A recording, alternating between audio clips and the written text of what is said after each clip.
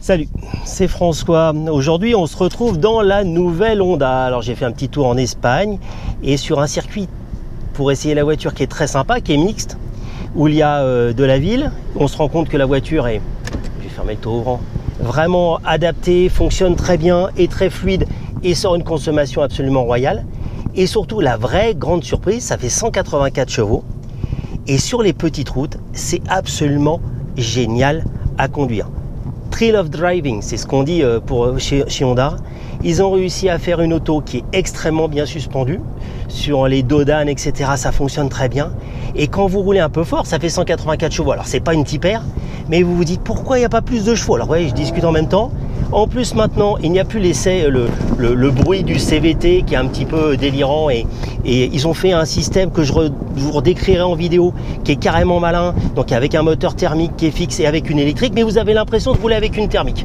Et puis, ça marche du feu de Dieu. Vous voyez, j'attaque un petit peu, je tape un petit peu.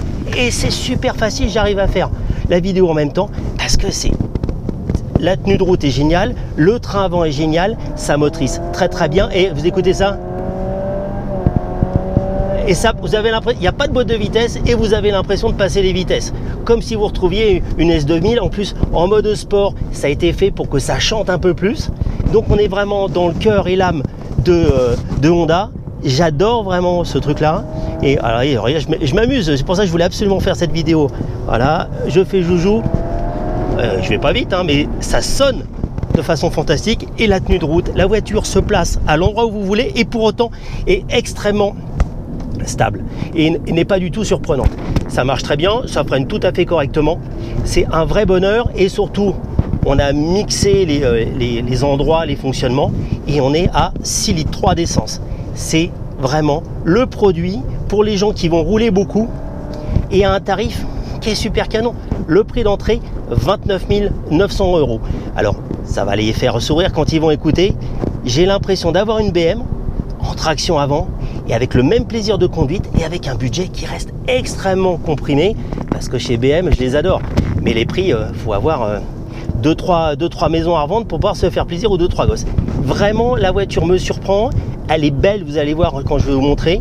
Elle est très sympa. Ils ont retiré un petit peu le côté extrême, un peu trop manga de la première génération. C'est vraiment un truc top sympa. Moi, je suis fan. En tout cas, et en vrai, par rapport aux photos, elle est beaucoup plus dynamique, mais juste ce qu'il faut. Une bonne habitabilité, un bon confort, une belle finition. Franchement, les gars, vous avez fait une super auto. Alors, petite explication.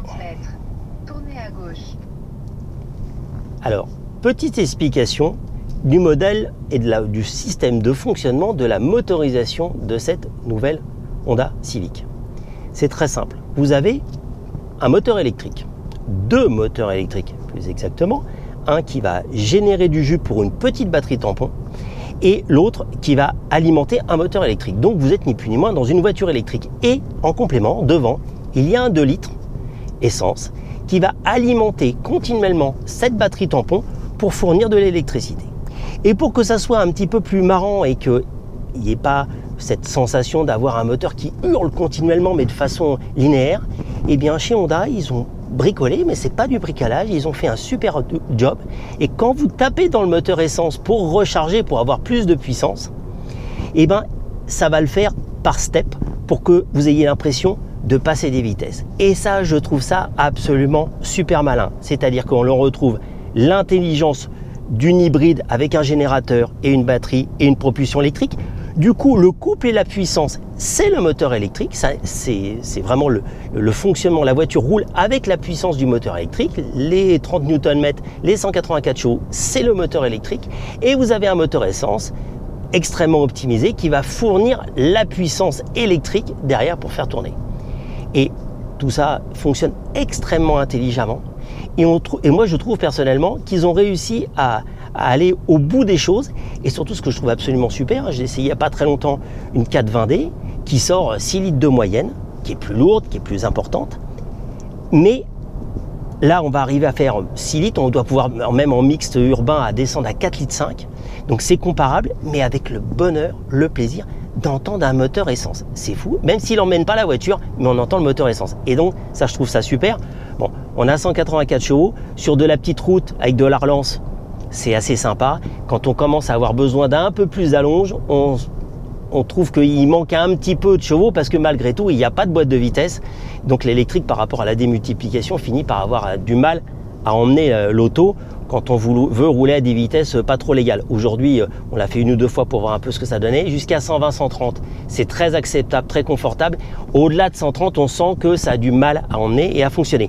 Mais bon, là, c'est parce que je suis très exigeant. Mais surtout, ce qui est génial, c'est ça.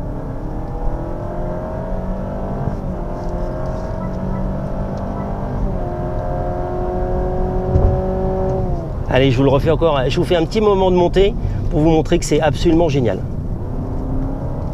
Là, je suis dans du serré. La motricité est absolument fantastique. Je tourne, j'enroule et ça passe de façon phénoménale. Et je réaccélère et j'entends un bruit de moteur Honda. Merci. On se retrouve pour faire un petit tour complet de la nouvelle Honda Civic. Vous allez voir que ça va être assez rapide. Une chose importante dans cette version-là, elle est en 18 en Michelin Pilote Sport, ce qui fait que la voiture est très dynamique, mais pour autant très stable. Vous l'avez vu dans ce que j'ai décrit. L'intérieur, là, c'est le haut de gamme avec la sellerie cuir. Ce qui est très sympa, c'est la ventilation avec les petites grilles très orientables, comme des petits joysticks. C'est carrément malin. Le grand toit ouvrant, vitré et ouvrant, entrebâillant ouvrant. Un petit coup d'œil sur les places arrière. Alors, il y a de la place. C'est la seule petite contrainte, c'est comme l'arrière est très fuyant. Bon, en hauteur sous toit, c'est plus réduit. Le coffre avec le Bose. Peu de place dessous, mais c'est pas très grave. La plage arrière mobile et démontable. Des petites ferrures parce qu'en fait le haillon, il est en résine, donc il est très léger, mais on s'en rend pas compte parce que les vérins sont réglés. C'est des petites touches à la japonaise pour qu'on s'en rende pas compte que c'est très léger.